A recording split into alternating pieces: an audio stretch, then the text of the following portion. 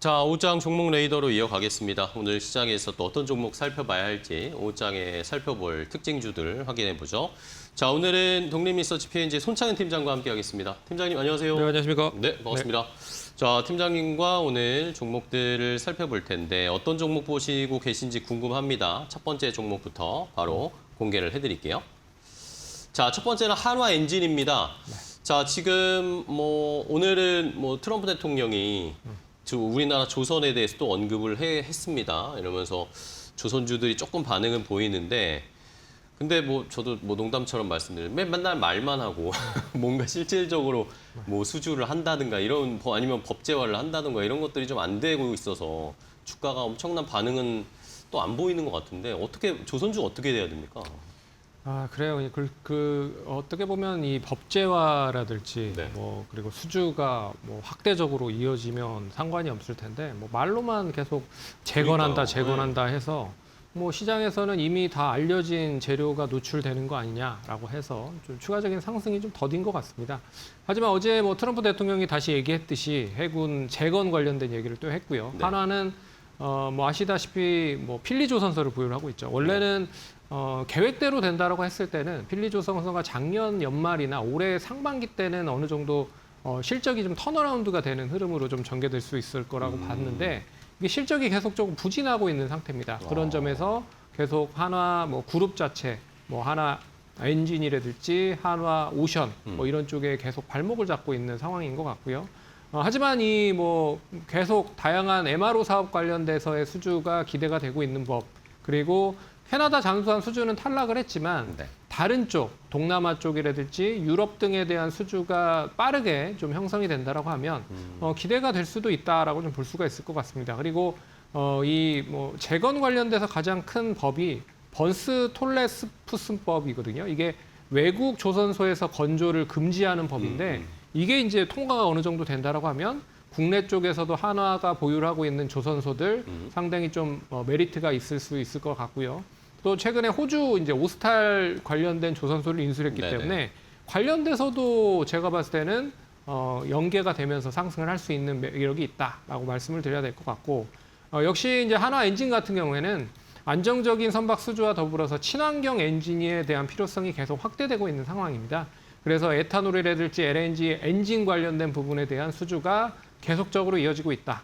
그리고 올해 1분기 때 영업이익을 보시면 514억이 나왔거든요. 네네. 이게 작년 영업이익이 1,300억이 나왔는데 올해 1분기 때만 514억이 나왔다. 그러면 한 3분의 1을 1분기 때 다 달성을 했다라고 볼 수가 있어서 주가가 오른 대신에 실적도 계속 따라 움직이고 있다라는 점을 감안해 보면 연말로 갈수록 실적은 상당히 좋을 거라고 보고 있고요. 그리고 엔진에 대해서 가장 크게 이슈가 될 수 있는 부분은 HD 현대중공업이 바르질라 쪽에 데이터 센터 관련된 엔진을 수주를 했기 때문에 이 사행정 엔진에 대한 수주 모멘텀이 여전히 이어질 가능성이 높다. 그런 점에서 동사도 사행정 엔진 관련된 기술을 보유를 하고 있고 이게 언젠가는 발현이 될 가능성이 높거든요. 그렇기 때문에 기존에 대한 조선 선박 수주와 더불어서 친환경 선박에 대한 수주 확대, 거기에서 데이터 센터에 대한 엔진까지 수주가 된다고 하면 실적은 조금 더 커질 수 있을 거라고 보고 있고요. 여기에 플러스 알파는 역시나 함정 관련된 재건 이슈가 동반될 수 있다고 보고 있어서 단기보다는 중장기적인 관점은 계속 가지실 필요가 있지 않을까 그렇게 봐야 될 것 같습니다. 네, 알겠습니다.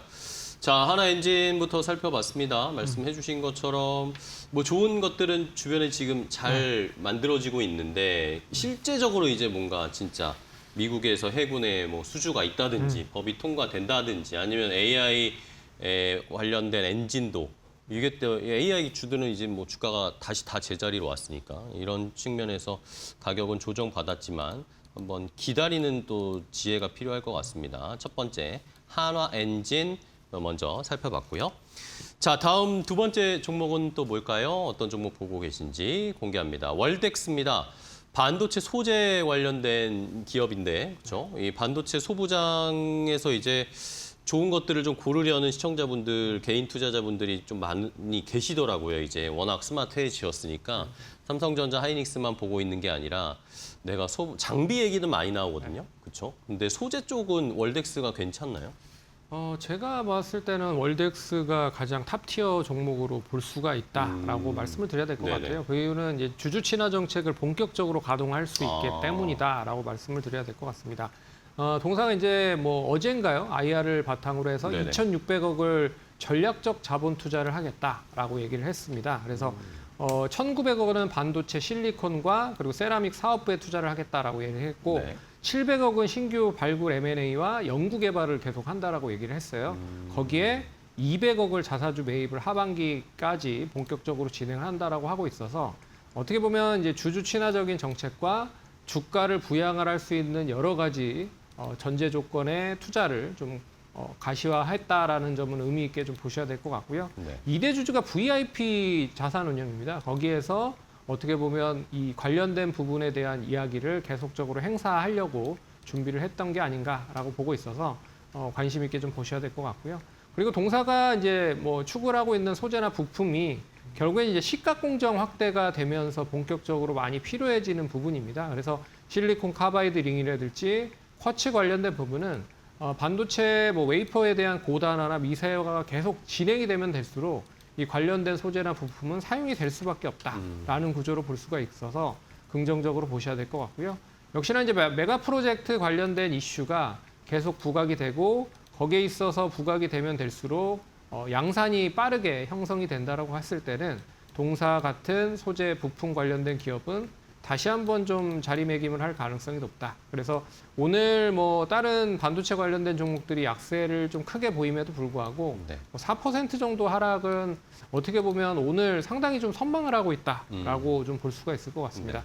그리고 올해 실적 역시나 작년만큼 더 뛰어난 실적을 발현할 가능성이 높아서 그 기준으로 봤을 때는 PER 10배 정도 수준 미만이다. 그러면 지금 뭐 단기적으로 떨어진 것도 별로 없고 해서 관심 있게 봐야 되는 타이밍이 아닐까라고 볼 수가 있어서 단기보다는 역시나 중장기적인 모멘텀으로 한번 관심 있게 보시면 좋지 않을까 그렇게 좀 말씀을 드려볼 수 있을 것 같습니다. 네, 알겠습니다. 자, 소재 업체 중에 월덱스.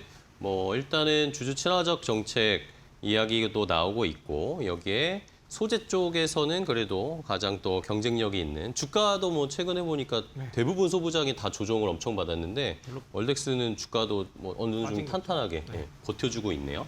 월덱스 반도체 소재 업체 중에 또 관심이 있으신 분들은 한번 살펴보시면 좋을 것 같네요.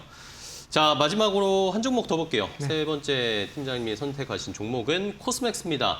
요즘에 그래도 시장이 막 들쭉날쭉한데 그래도 잘 버티고 좀 힘이 있는 게 요즘 화장품 주더라고요. 화장품주 실적 기반으로 어떻게 좀 올라갈 수 있을까요? 뭐 수출 데이터 6월에 1,000억 불 나왔죠. 네네. 근데 그 중에서 이제 화장품이 차지하는 비중이 1.3%입니다. 그렇게 높진 않아요. 하지만 전년도 대비해 봤을 때 비교를 해보면 45% 증가가 됐다. 그런 점에서 수출 관련된 부분의 데이터 계속 좀 쌓아지고 있는 상황이고요. 네. 동사는 이제 해외 쪽에 대한 플랫폼에 대한 확장, 결국에는 국내 소비가 뭐 어느 정도 정체가 되어 있는 시점이기 때문에 OEM과 ODM으로 해외 쪽에 대한 매출 판로를 키우고 있다는 점은 긍정적으로 볼 수가 있다. 그래서 중국은 어느 정도 회복을 하고 있지만 네. 유럽과 북미 쪽의 시장에 대한 성장이 동사에 대한 주가를 상당히 부양을 할 수 있을 것이다라고 보고 있고요. 최근에 한국 콜마가 상대적으로 많이 상승을 했지만 동사는 이렇다하게 상승하는 모습을 보이지 못하고 있다. 그런 점에서 가격적인 매력을 봤을 때는 충분히 한국 콜마 같은 그런 퍼포먼스를 보일 가능성이 높다라고 봐야 될 것 같고요. 그리고 이제 계절적인 성수기에 접어들었죠. 선케어 관련된 제품과 그리고 다양한 이 뭐 색조 화장품 관련된 시장이 본격적으로 개화가 되면 2분기 때 실적을 바탕으로 3분기, 4분기 계속 커질 수 있는 그런 바탕을 만들어 놓을 수 있다라고 보고 있어서 단기보다 역시나 중장기적인 관점으로 시장이 별로인 점을 감안해 보면 방어적인 성격을 좀 할 수 있는 종목이 아닐까라고 보고 있어서 오늘 코스맥스도 그런 흐름으로 관심 있게 보시면 좋을 것 같다. 그렇게 좀 정리를 해보도록 하겠습니다. 네. 자, 코스맥스도 뭐 말씀해 주신 것처럼 좋은 상황인데 또 이제 시청자분들은 궁금해하신 게 요즘에 어쨌든 시장에서는 가는 거나 대장주가 계속 가잖아요. 그러니까 화장품 안에서도 뭐 APR이나 달바 글로벌 이런 걸 차라리 보는 게 낫지 않냐 막 그런 의견도 있는데 그거에 대해서는 어떻게 생각하세요? 뭐 그것도 나름 괜찮다라고 보고 있습니다. 왜 그러냐면 그 APR이나 뭐 그리고 달바 글로벌 그리고 실리콘2는 기본적으로 국내보다는 해외 쪽에 대한 팔로를 가지고 있다라고 좀 볼 수가 있기 때문에 굳이 뭐 매매하는 데 있어서 나는 OEM, ODM을 같이 섞어서 매매를 할 수 있는 종목을 찾겠다라고 하면 한국콜마와 코스맥스 보시면 될 것 같고 브랜드로 나는 하나 정도를 해외 쪽에 계속 팔로를 가지고 판매를 하는 기업들이 좋을 것 같다. 그러면 APR과 달바글로벌, 실리콘트, VT 같은 뭐 이런 종목들을 관심 있게 보시면 좋을 것 같다라고 정리를 해보도록 하겠습니다. 알겠습니다.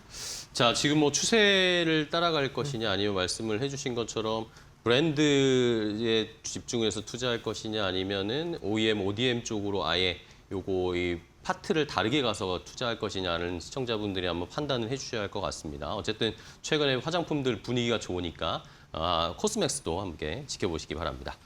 자, 오늘 손창현 팀장님과 함께했습니다. 팀장님 오늘 또 좋은 종목 소개해 주셔서 감사하고요. 다음 시간에 또 뵐게요. 오늘 고생 많으셨습니다.